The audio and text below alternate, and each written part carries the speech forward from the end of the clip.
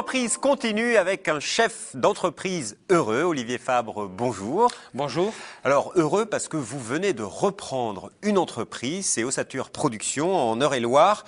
Ossature Production, c'est de la menuiserie, de l'agencement, des stands, très exactement. Qu'est-ce que vous proposez? Alors c'est une menuiserie spécialisée dans l'agencement, en particulier dans le stand d'exposition, qui est le plus gros de son chiffre d'affaires, qui réalise donc des stands de taille moyenne à grande taille et surtout des stands très pointus, voilà, de très haut niveau de réalisation. Alors, comme on accueille des chefs d'entreprise de PME, on aime bien voir la carte de visite de l'entreprise, nombre de salariés, chiffre d'affaires. Alors, c'est une PME qui est à 12 salariés et qui réalise actuellement un chiffre d'affaires qui va faire pour 2007 aux alentours d'1,6 million d'euros. C'est une entreprise en progression. Alors, vous avez repris cette entreprise en septembre 2007. Que faisiez-vous avant? Vous étiez dans le même secteur? Alors, avant, j'étais dans le secteur événementiel, dans un grand groupe. Je travaillais à l'étranger. J'ai réalisé de grands événements pour ce groupe. J'ai travaillé donc pour les événements sportifs, en particulier Jeux Olympiques, Coupe du Monde, etc. Alors, pourquoi vouloir reprendre une entreprise? Vous passez du salarié au chef d'entreprise, c'est un vrai choix. C'est un choix, c'est une décision aussi, et c'est une envie. C'est une forte envie. Ça faisait un moment que ça me travaillait. Et après 4 à 5 ans passés à l'international, j'ai eu envie de revenir un peu au pays. Et puis ça a été l'opportunité de croiser une entreprise. Alors comment ça s'est passé particulièrement? Parce que déjà, il faut avoir envie de reprendre. Après, il faut trouver l'entreprise. Pour vous, ça s'est déroulé en combien de temps? Comment ça s'est passé? J'y pensais depuis quelques temps. Depuis quelques mois, je regardais un petit peu sur Internet, à droite à gauche, ce qu'il pouvait y avoir. Et puis je me suis rendu au salon des entrepreneurs, donc à la Porte-Maillot. Et étant domicilié en Eure-et-Loire, j'ai été naturellement voir la chambre de commerce d'Eure-et-Loire. Et j'ai eu un très bon contact avec eux. Et ils m'ont fait des propositions et j'ai pu trouver une entreprise qui me correspondait. Tout de suite, le jour de votre visite, ils vous ont parlé d'une entreprise qui pourrait vous correspondre? Voilà, c'était au tout début, puisqu'ils prennent beaucoup de précautions quand même, mais on a fait un peu le tour de ce qu'il y avait, celle qui pourrait me correspondre. Et en fait, je suis tombé un peu sur le descriptif de cette entreprise-là, Ossature, sans le savoir. À l'époque, elle s'appelait Ossature. Et donc, tout naturellement, on a progressé, on a appris à se connaître et puis voilà, on en est là. Mais comment on vous présente des affaires? Parce que c'est vrai que dans la transmission de PME, il y a beaucoup de confidentialité. Comment vous parle-t-on d'une entreprise sans vous dire le secteur, l'activité, le nom de l'entreprise? Alors au tout début, on vous dit le secteur quand même. Hein. Ouais. On vous dit le secteur, on vous présente un petit peu l'entreprise dans ses grandes lignes. Donc à peu près son année d'existence, ce qu'elle fait, ce qu'elle réalise un petit peu, mais on ne rentre pas trop dans le détail. Et si vous souhaitez aller un peu plus loin, c'est à ce moment-là vous qui redevenez un peu candidat. Et vous présentez un curriculum vitae et un petit peu ce que vous souhaitez faire. Et ça dure à peu près une semaine, 15 jours après. J'ai été rappelé, on m'a dit qu'effectivement, mon dossier pouvait correspondre à ce dossier. Et donc là, on m'a présenté l'entreprise un peu plus... Et qui faisait le choix, qui a fait le choix de se dire, voilà, vous pouvez correspondre, c'est plutôt, vous savez si c'est... Je pense que c'est la chambre de commerce et certainement les cédants qui ont dû un peu étudier, puisqu'ils étaient passés par le service de la chambre de commerce et qu'ils souhaitaient... prendre beaucoup de précautions dans la transmission de cette entreprise. Donc en gros, c'est quasiment votre première affaire. C'est la première affaire que vous avez trouvée, était la bonne? Ben écoutez, oui. Pourtant, c'est rare. C'est rare. On m'a dit ça après que c'était rare, mais il se trouve que là, ça m'a correspondu. Et puis bon, le choix a été fait. Ensuite, j'ai étudié vraiment le dossier avec la chambre de commerce sans rencontrer les cédants. Et après, j'ai donné mon feu vert quand le dossier me correspondait pour les rencontrer. Et là, vous avez rencontré les cédants. Alors, comment se passe une première rencontre avec les cédants? Bonjour, je m'appelle Monsieur Fabre, je suis intéressé par votre entreprise. Voilà, la première rencontre s'est passée d'abord dans l'entreprise chez eux, accompagné par la chambre de commerce. Nous étions toujours avec la même personne. Et c'est une rencontre, donc on rencontre des personnes d'abord. Hein. On voit une entreprise, mais on ne sait pas trop où on est. Et on rencontre deux personnes. Là, j'avais le cas de 2 cédants, donc j'ai rencontré 2 personnalités. Et ce qui devait durer 1 heure, je crois, a duré plus de 3 heures, puisqu'on a pas mal discuté.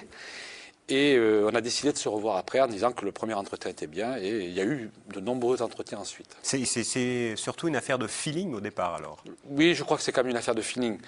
Bien sûr que j'ai visité l'entreprise, mais toujours dans la discrétion, puisqu'on ne peut pas ni rencontrer les salariés, ni rencontrer les clients.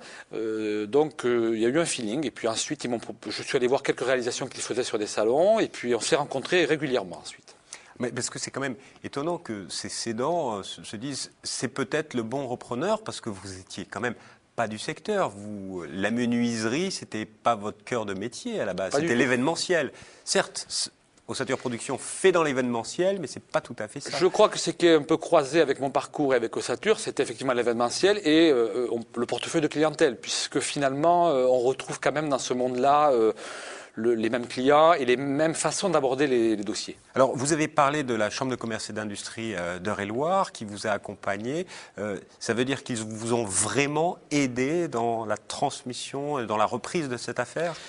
Eh bien oui, puisqu'au début, ils sont mandatés par les cédants, oui. Mais c'est pas un rôle, ils n'ont pas un rôle, je dirais, de vendeur, de commercial. Ils ont un rôle, effectivement, où ils accompagnent. C'est-à-dire que il a bien senti au fur et à mesure que nous avancions dans les négociations, il était là pour nous conseiller et jamais il ne prenait parti, mais il amenait toujours il nous ramenait toujours à ce qu'il fallait, à l'essentiel, pour que nous ne perdions pas de temps et que nous avancions bien.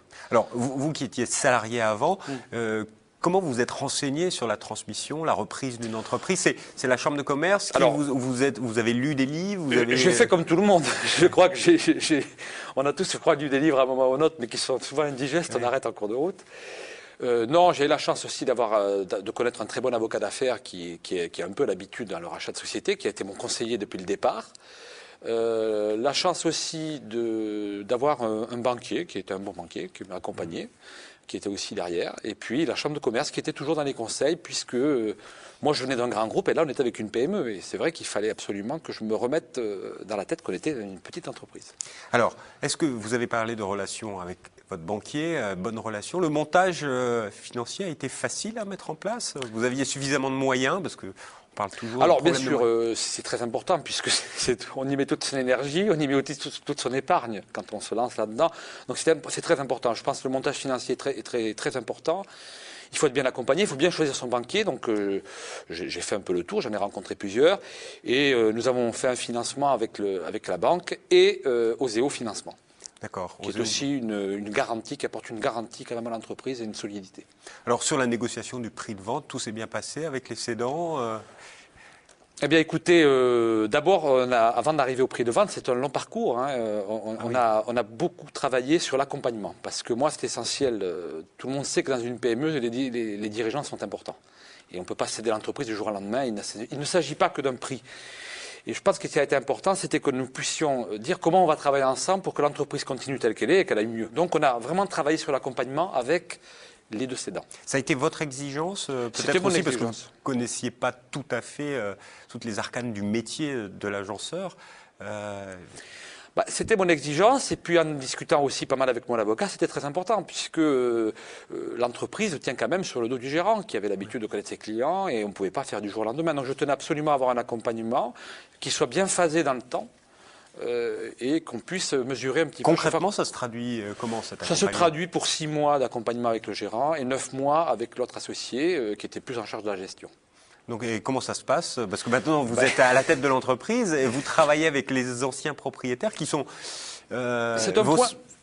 vos salariés sans l'être. Voilà, c'est un petit peu ça. Donc, c'est un point qu'on appréhende beaucoup au départ, puisqu'on se dit comment ça va se passer.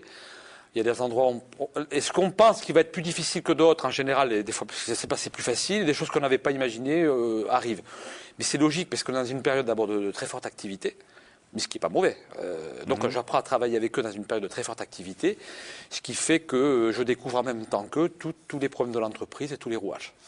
Donc j'ai vraiment les mains dans le cambouis avec eux et j'apprends au fur et à mesure. Et visiblement, il y a une vraie complicité également. C'est quelque chose de très important quand on reprend, avoir une complicité avec les C'est très très important, je dirais déjà vis-à-vis de nos salariés, puisque quand même quand on a rencontré les salariés, ça fait toujours un choc, parce qu'ils étaient ensemble, je crois, pour certains pour plus de 15 ans dans l'entreprise. Donc il a fallu les rassurer, leur expliquer que du jour au lendemain, ça n'allait pas changer, que l'entreprise allait rester là où elle était. C'est souvent les angoisses que peuvent avoir des salariés, qu'on déménage d'entreprise, ou qu'on change certaines méthodes. Donc pour le moment, ils se sentent rassurés. Donc il y a beaucoup de travail, comme je vous dis. Donc on est dans le train, on avance ensemble, on apprend à se connaître aussi. Et puis moi, ça me permet aussi d'avoir un tout petit peu encore, même en étant dans le cambouis, un peu de recul pour pouvoir effectivement amener des choses que j'amènerai petit à petit dans le futur. Ça a changé des choses au niveau du management? Il y a eu des changements parce que ici, Alors ça va en changer, ça en change déjà puisque il y avait dans l'entreprise un salarié qui était un peu le numéro 2 derrière le chef d'atelier qui souhaitait évoluer. Parce que c'est votre défi. Il y Voilà. avait 2 cédants et il y a un repreneur. Voilà. Donc. Et donc ce salarié qui souhaitait évoluer, on le fait évoluer vers un poste technico-commercial. Donc il travaille à mes côtés, il apprend la partie commerciale avec moi, mais il a tout le savoir de l'entreprise, ce qui est très, très utile. Et puis ça va aussi changer pour le chef d'atelier, qui aura une façon de travailler avec moi qui sera différente de celle d'avant, mais ça va se faire dans le temps. Alors, reprendre, c'est développer. Vous avez parlé de projet de développement. Ça veut dire quoi? Parce qu'aujourd'hui, vous êtes sur un marché. Est-ce que vous allez appréhender de nouveaux marchés? Lesquels? Alors, on est sur un marché effectivement qui est le marché de l'exposition, et qui fonctionne bien, qui correspond bon an mal an actuellement à peu près à aux alentours de 70% du chiffre d'affaires de l'entreprise, puisqu'ils avaient déjà initié, eux, un nouveau métier, j'allais dire, un agencement de magasins, de chaînes de magasins.